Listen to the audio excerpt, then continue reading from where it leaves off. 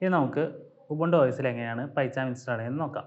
അതിനായിട്ട് jetbrains.com/pycharm/download search ചെയ്യുക. അതിനകത്ത് നമ്മൾ കമ്മ്യൂണിറ്റി എഡിഷനാണ് ഡൗൺലോഡ് ചെയ്യേണ്ടത്. അതാണ് ഫ്രീ ഓപ്പൺ സോഴ്സ് ആയിട്ടുള്ളത്. ഡൗൺലോഡ് കൊടുക്കുക. ഡൗൺലോഡ് ആവുന്നുണ്ട്. ഞാൻ ഇവിടെ ഓൾറെഡി ഡൗൺലോഡ് ചെയ്ത് വെച്ചിട്ടുണ്ട്.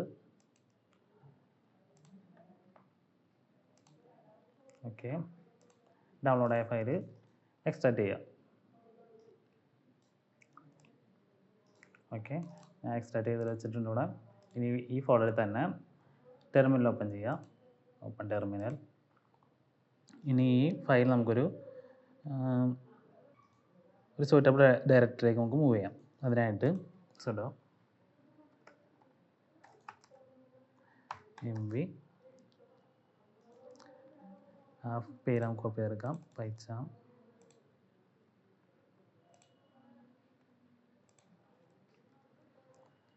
/opt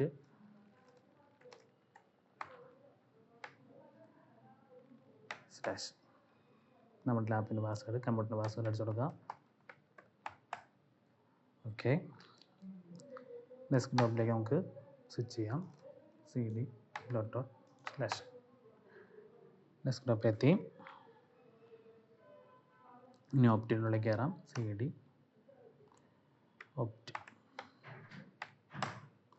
ഓപ്റ്റിനുള്ളിൽ കയറി ഇനി എല്ലാം അടിച്ച് നോക്കാം.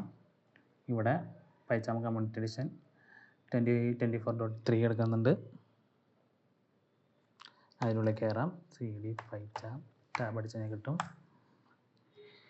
ഇനി cd ബിന്നിലേക്ക് കയറാം. ബിന്നുണ്ട്. cd bin എല്ലാം അടിച്ച് നോക്കാം അതൊക്കെ ഫയലുണ്ടെന്ന്. ഇതിൽ pycharm.sh ഓക്കെ /pycharm.sh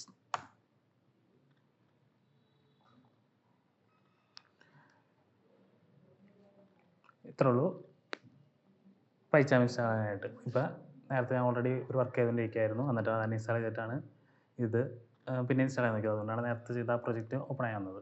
ഇല്ലെങ്കിൽ നമ്മൾ പുതിയ പ്രൊജക്റ്റ് ഒരെണ്ണം ക്രിയേറ്റ് ചെയ്യണം.